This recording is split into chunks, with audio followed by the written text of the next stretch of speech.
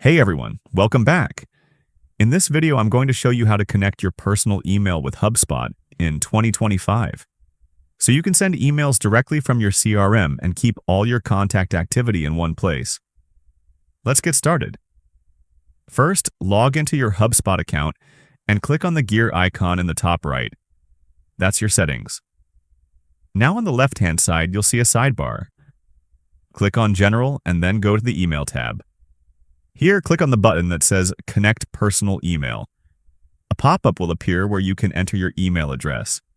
HubSpot will automatically detect which provider you're using, like Gmail, Outlook, or something else. Let's say you use Gmail. Just click Gmail, then sign in and allow HubSpot to access your account. It'll ask for a few permissions so it can send and log emails for you. If you're using Outlook or another provider, you'll just follow the prompts to connect that instead.